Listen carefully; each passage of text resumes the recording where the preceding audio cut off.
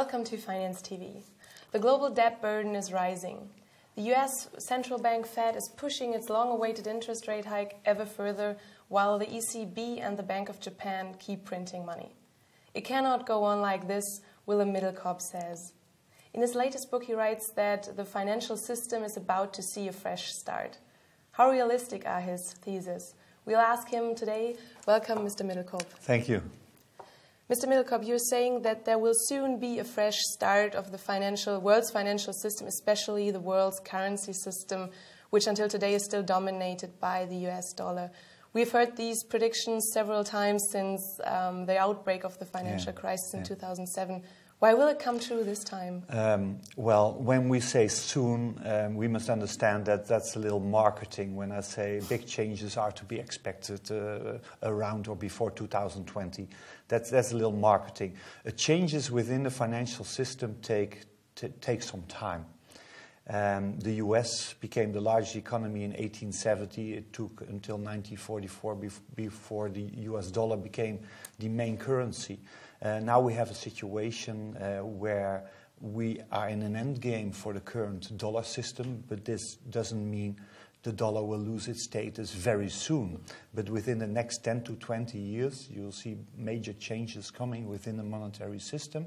China has been very active. We need debt restructurings because debts are there's a pile of debt in Japan, in the US, also in Europe. So we need big changes. And one of your main theses is that, in your opinion, gold will become a very important part of the new system. And you're saying that gold is needed to restore trust in a system that has lost trust due to its excessive lending and money creation. How will the role of gold look like in particular? Can you give me an idea? I'm a student of monetary history. In the book, I give a list of all currencies which have passed away in the last 200 years. And there's so many currencies which weren't backed by gold, who lost all of their value.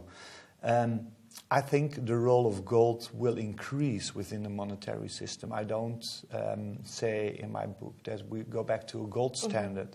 But that wouldn't be realistic. No, I don't think it's realistic. But I always look at what central bankers do, not what they say. And if we look at the actions by Chinese and Russian central bankers, they're adding a lot of gold to their gold reserves. The West is repatriating its gold. In Germany, it's a strong movement. In Holland, we had the same movement in Austria. So the US would like us to believe that gold is not important at all anymore. And the Western central banks, they started to unload gold in the 60s and the 70s and the 80s. And that has stopped now. That has completely stopped. And the countries in the East, they're buying a lot of gold. So it's my thesis that the US and the dollar will lose some or a lot of its power. And the BRICS countries, like India and China and Russia, and gold will gain power in a new system. But it's all quite uncertain yet how things will work out. Okay. And do you have an idea how the role of gold could look like? You're saying it's uncertain, but what would be the scenarios? Well, the Chinese have been very open about this. The Chinese would like to get rid of the dollar as the world reserve currency. The dollar can still be used within the US or for certain trade. But the Chinese would like to see that the IMF is upgrading the SDR, the special drawing right. It's a basket of currencies which the IMF has created in the 60s. The renminbi will be added to this SDR basket in 2016.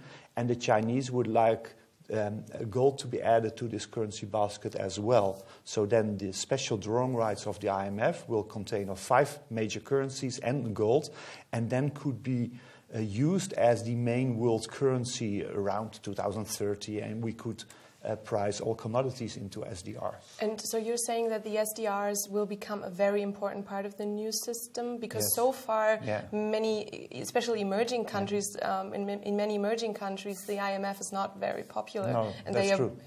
It's true. But I think the SDR is the best solution for the East and the West.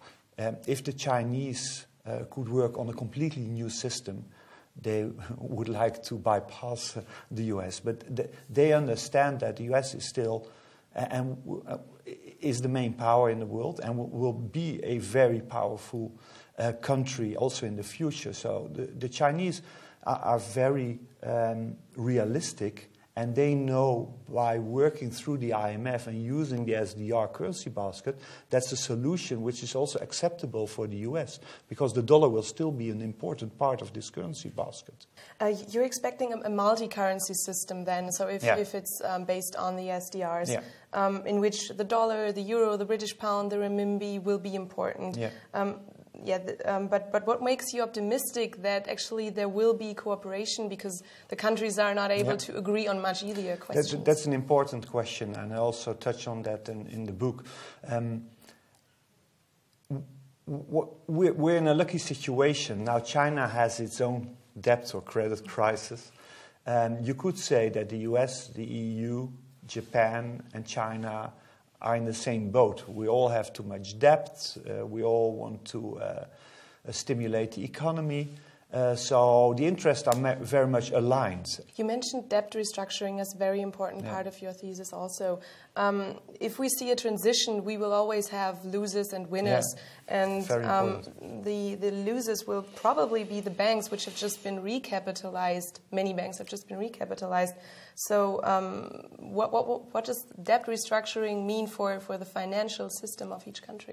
When you look at the balance sheet, you have debts on one side and there's money of savers and pensioners on the other side. So those will be the losers. So if in the old... But banks are also, because their assets will lose value to some extent. The system needs to be recapitalized, so banks need to be recapitalized. And what's worrying, that I've seen some plans by the IMF and others, is to finance the recapitalization of the financial system by using a special wealth tax of 15% for everybody in G20 countries. You could have a bail-in procedure like we've seen in Greece, where rich people really can lose quite a bit of their money. Or in Cyprus. Cyprus, sorry, that's what I meant, Cyprus. So if you're a saver and you have a lot of cash, cash is at risk. If you're a bond investor, and government bonds are at risk, because I think we'll see a debt restructuring among the government bondholders. So that's why I prefer and advise people, I have my own investment fund, to invest into real assets. So everything the government can't print, real estate, commodities, and China is exactly doing this. Thank you so far. I have the 3 short questions of Finance TV for you for the end, and which I would like to answer with yes or no. Will the renminbi become the world's lead currency over the next 5 years? No. Will the current downturn in China delay the fresh start of the financial system? No. And will it be a big bang, or will it rather be in many small steps? Many small steps. Okay. Thank you, Mr. Middelkoop, so far. Okay. I can only recommend you to read this book. It's very interesting. So if you want to have a look, I recommend you to. And thank you again for watching Finance TV. We'll see you again next time. Goodbye.